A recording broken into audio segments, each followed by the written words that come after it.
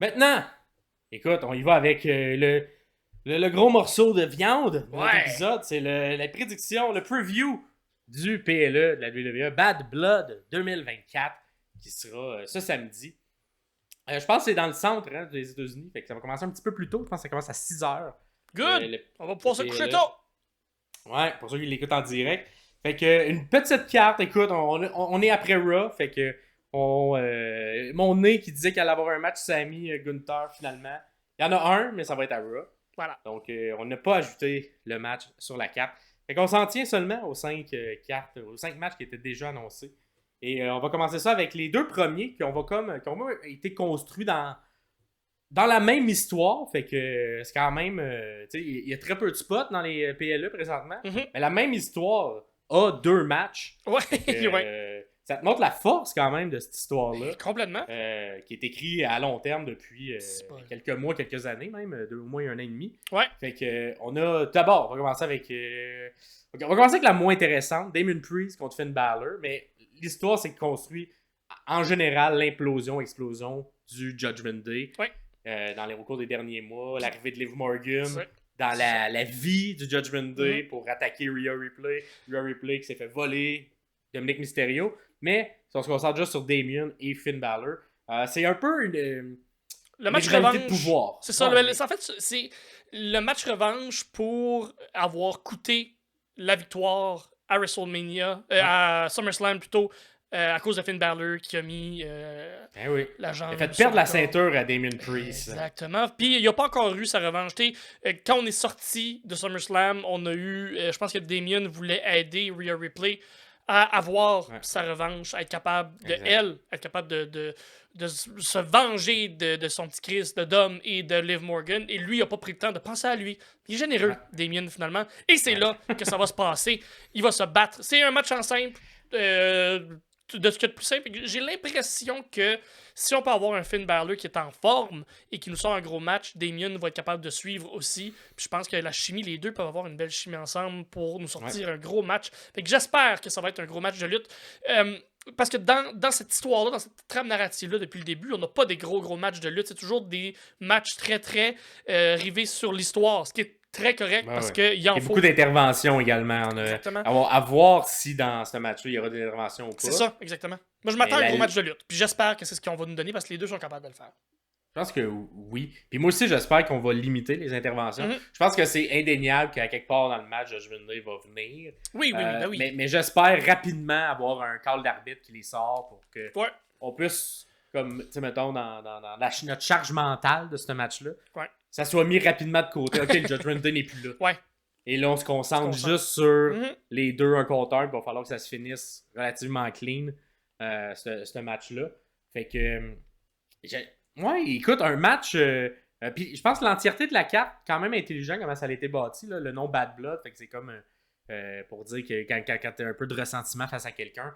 Fait que les 5 matchs ont des grosses rivalités. Et je pense qu'effectivement, Finn et Damien, c'est une rivalité qui dure depuis quelques temps.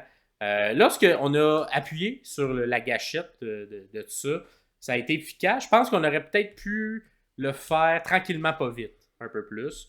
J'ai notamment dans le build là, aimé c'est un segment backstage, mais où Finn vient dire un peu que c'est lui qui était derrière Liv Morgan qui vient s'intégrer un peu là, au Judgment Day. Il tirait les ficelles de tout ça. Là. Un peu exactement. Fait que je pense que si on avait plus mis ça de l'avant ou plus d'indices qui nous laissaient pointer vers effectivement. Je trouve ça un peu mince comme histoire pour les J'ai l'impression qu'on se concentre plus sur l'autre match. Donc dans ce match-là, on l'a comme écrit par en arrière. On a fait moins d'éléments. Mais Finn Balor, finalement, il était là aussi. Mais j'ai l'impression qu'on s'est plus concentré du côté des dames. Est-ce que ça voudrait dire qu'on s'enligne vers une fin pour toute cette feud-là? On s'enligne vers quelque chose de plus abouti, puis les deux vont partir dans des chemins différents à partir de là?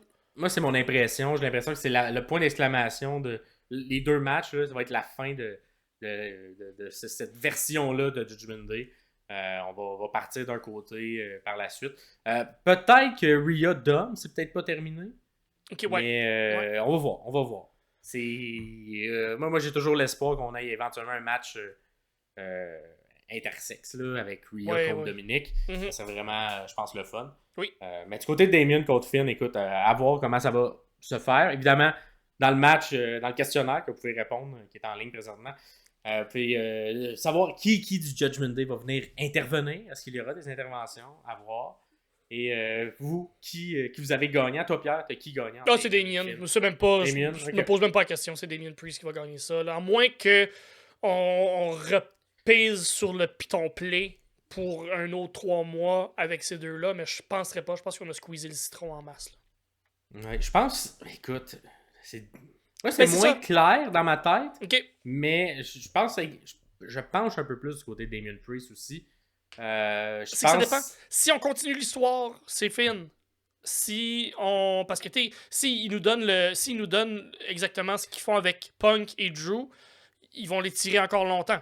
Parce que un perd, un gagne, peu importe, là, un moment donné, ça s'étire, ça fait 1 an que ça dure. Si on veut en finir puis passer à autre chose, c'est Damien qui va gagner. Mais là, c'est à savoir, c'est ça. L'histoire, elle s'écrit comment rendu là. Moi, je vois Damien gagnant parce que j'aimerais ça qu'on aille vers autre chose. Ça, c'est mon impression. Là, moi, je pense aussi j'ai Damien gagnant pour l'amener dans un autre programme. Pour un peu le sortir de là, commencer à préparer le terrain vers éventuellement WrestleMania. Ouais. Donc, je vais y aller avec la victoire de Damien Priest. Peut-être. À voir ça va vers où. Mais oui, commencer à le construire parce que Finn, j'ai l'impression qu'il est un peu rendu... on va dire, il est fait en caoutchouc face aux défaites. Là, ça oui. Complètement perméable. Il perd pas vraiment de ras, Finn Balor, malgré les défaites. J'ai l'impression qu'on va continuer. Un bon méchant pour ça. Parce que même s'il perd, ça dérange pas. Il est comme un jobber de luxe, tu sais. Un peu, il est dans le même rôle que Dolph Ziggler a été pendant longtemps, mais là, du côté des méchants.